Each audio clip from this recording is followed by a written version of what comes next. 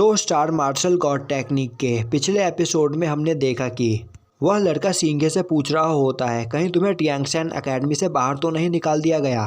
और अब हमें दिखाया जाता है कि कई सारे लोग भागते हुए कहीं जा रहे होते हैं, जहां पर सींगे क्वीन यू फैमिली के 3 एल्डर्स के सामने खड़ा होता है और उन एल्डर्स में से एक सींगे के फादर और दूसरे सींगे के अंकल भी होते हैं।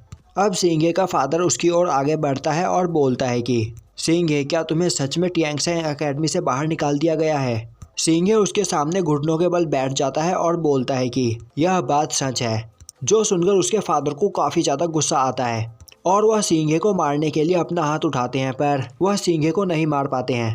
अब सींगे के फादर बिग एल्डर के सामने अपना सर झुकाकर बोलते हैं कि उसके बेटे ने आज यहाँ पर बहुत बड़ी गलती की है, पर वह अभी बच्चा है, इसीलिए वह उसे माफ़ कर दे और सींगे की गलती की सज़ा उसे दे दे।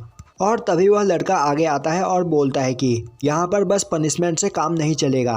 पूरे 20 साल से वह सभी लोग इस मौके का इंतजार कर रहे थे और जब 20 साल बाद उन्हें टियांगशेन एकेडमी ज्वाइन करने का मौका मिला, पर उन लोगों ने उस एकेडमी में उसे न भेजकर सींगे को भेजा। और फिर क्या हुआ, उन लोगों ने सींगे को लात मारकर एकेडमी से बाहर निकाल दिया।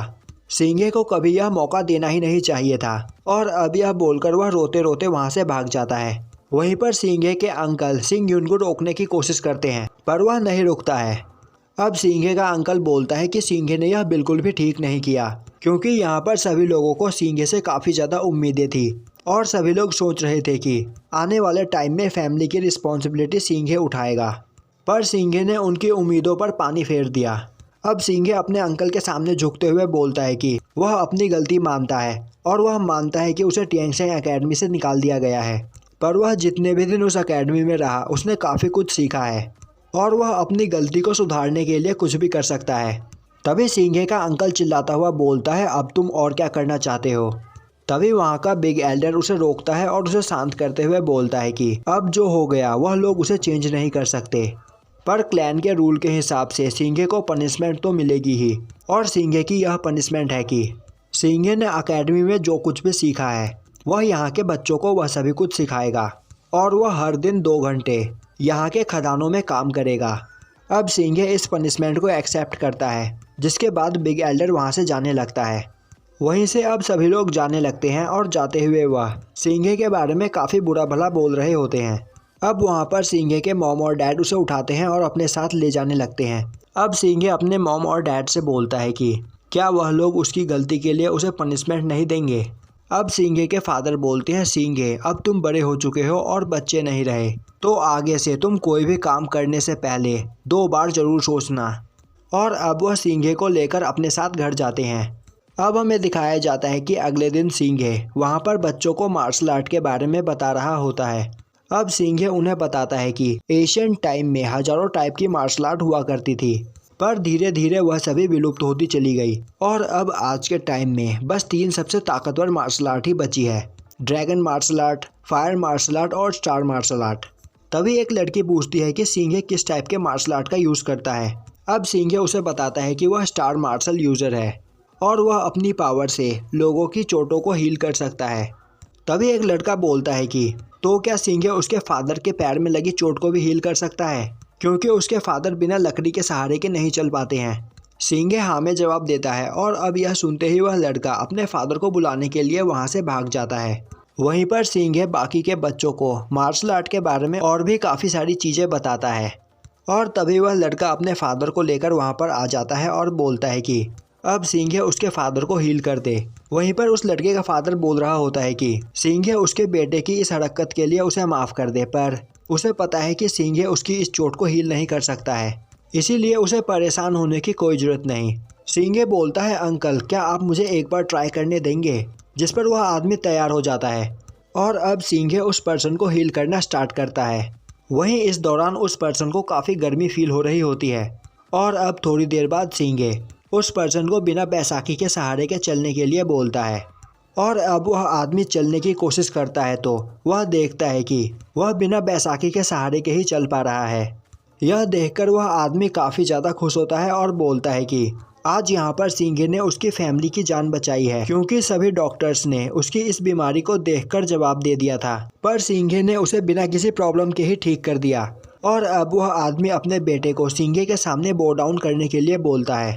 अब सिंघे उन दोनों को रोकता है और बोलता है कि नहीं, इसकी कोई ज़रूरत नहीं। अब यह सब देखकर वहाँ पर बैठे सभी बच्चे सिंघे से रिक्वेस्ट करने लगते हैं कि सिंघे उनके पेरेंट्स की भी बीमारी को हील करे। और अब अगले दिन से सिंघे के पास इलाज करवाने वालों की लाइन लग जाती है। वहीं पर सिंघे सभी को हील कर रहा होता है और सभी लोग काफ़ी ज़्यादा खुश होते हैं। पर सिंघे ने उन सभी आदमियों को ठीक करने के लिए अपनी काफ़ी ज़्यादा सोल पावर का यूज़ किया था, जिस वजह से सिंघे को चक्कर आ जाते हैं और वह वहाँ पर बेहोश होकर गिर जाता है। अब सिंघे की आँख खुलती है तो उसके सामने बिग एल्डर और उसके फादर होते हैं, जो सिंघे को ठीक देखकर काफ़ी ज़्यादा खुश होते हैं। अब बिग एल्डर वहाँ पर मौजूद सभी लोगों से बोलता है कि वह सभी लोग आज के बाद सिंघे से अपनी छोटी मोटी चोटों का इलाज नहीं करवाएंगे और सिंघे की इस पावर के बारे में और किसी को भी पता नहीं चलना चाहिए, जिस पर वह सभी लोग बिग एल्डर की बात मान जाते हैं। अब सिंघे बोलता है मैं बिल्कुल ठीक हूँ। तभी बिग एल्डर बोलता है सिंघे, यह बात यहीं पर ख़त्म हुई, तुम्हें अपने आप को ज़्यादा पुश करने की ज़रूरत नहीं। अब हमें दिखाया जाता है कि सिंघे अपने घर को कुन्यून फेस्टिवल के लिए सजा रहा होता है, जिस पर उसकी मॉम बोलती है कि सिंघे को अभी थोड़ा रेस्ट करना चाहिए, यह सब काम सिंघे के फादर कर लेंगे। और तभी वहाँ पर सिंघे के फादर दौड़ते हुए आते हैं और सिंघे को अपने साथ चलने के लिए बोलते हैं, क्योंकि वहाँ पर जाओ फैमिली के लोग आए होते हैं। अब हमें दिखाया जाता है कि बिग एल्डर के सामने दो लोग खड़े होते हैं, जिन्हें देखकर बिग एल्डर बोलता है कि जाओ फैमिली के लोग यहाँ पर क्विंग फैमिली से क्या लेने के लिए आए हैं। अब उसमें से एक आदमी बोलता है कि वह यहाँ पर उन सभी को एक इन्फॉर्मेशन देने के लिए आए हैं और वह उन सभी को यह बताना चाहते हैं कि इस फेस्टिवल के बाद क्विंग फैमिली के पास जितने भी माइंस हैं वह सभी जाओ फैमिली के हो जाएंगे। यह सुनकर बिग एल्डर गुस्सा हो जाता है और बोलता है कि यह तुम क्या बोल रहे हो। तभी वह आदमी बिग एल्डर को एक डॉक्यूमेंट दिखाता है और बोलता है कि यू फैमिली ने तुम्हारे सभी माइंस हमें दे दिए हैं और यह यू फैमिली का ऑर्डर है, तो क्या तुम इसे डिसओबे करना चाहोगे। तभी सिंघे का अंकल बिग एल्डर से बोलता है कि उन्हें अब इन लोगों की कोई भी बात नहीं माननी चाहिए और इनसे फाइट करना चाहिए, जिस पर वह आदमी हंसता हुआ बोलता है तो क्या तुम सब जाओ फैमिली से फाइट करना चाहते हो। क्या तुम्हें नहीं पता कि तुम्हारे ये क्लैन में आज तक कोई भी पर्सन हेवनली रेलम के 6th लेवल पर नहीं पहुंचा है, यहाँ तक कि तुम लोगों के पास हेवनली रेलम के 3rd लेवल के भी बहुत कम बंदे हैं। तभी पीछे से सिंघे बोलता है जो फैमिली हमसे भले ही काफ़ी ज़्यादा पावरफुल हो, पर हम उनसे फाइट करने से नहीं डरते हैं, क्योंकि जाओ फैमिली उनसे सुपीरियर नहीं है। तभी वह आदमी बोलता है आखिर तुम कौन हो और तुम इतने ज़्यादा कॉन्फिडेंट क्यों हो। तभी उस आदमी का बेटा सामने आता है और बोलता है कि फादर, मैंने आपको बताया था ना, ये वही सिंघे है जिसे टियांगसैंग एकेडमी से बाहर निकाल दिया गया था, क्योंकि सभी लोग कहते हैं कि इसने टियांगसैंग एकेडमी में चीटिंग करके एडमिशन लिया था। अब यह सुनकर वहाँ पर सभी लोग हैरान हो जाते हैं और बोलने लगते हैं क्या यह बात सच है। वहीं पर सभी लोग काफ़ी ज़्यादा हैरान होते हैं और ये एपिसोड यहीं पर ख़त्म हो जाता है।